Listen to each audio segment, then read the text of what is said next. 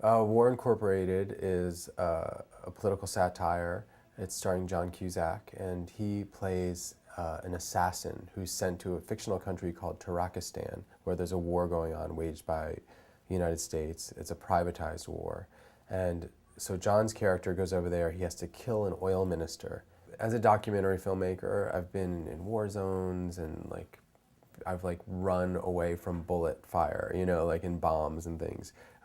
In this case, we were moving closer to the explosions and the bullets, and blowing things up, and that was really exciting and different, and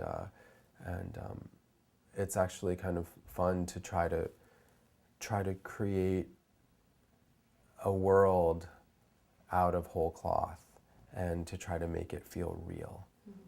That was a new kind of challenge, and I felt like I could draw on all my experiences in real life and as a documentary filmmaker to make it maybe a little bit more authentic.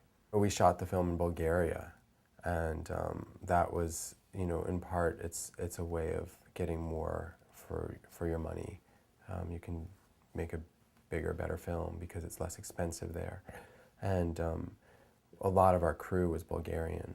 And the explosions that we did, all the war scenes, these massive, 100-foot wide, 100-foot high explosions, a lot of them were done by our pyro guy, who was this Bulgarian guy. And I was talking with him at one day, and he said, I used to work for the Bulgarian mafia, blowing up cars.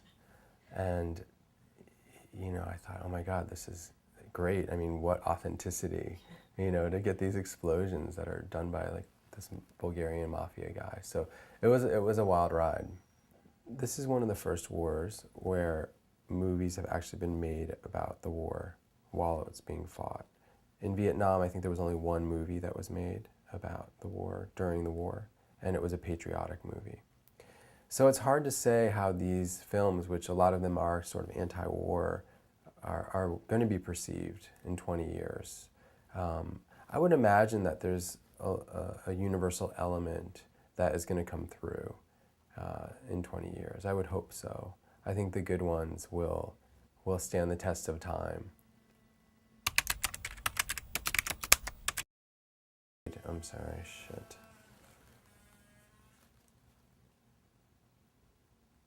Do you want me to start over? Sure. Okay. It's gonna buzz again. Maybe I'll just try to turn it off, but I don't want to pick it up right now.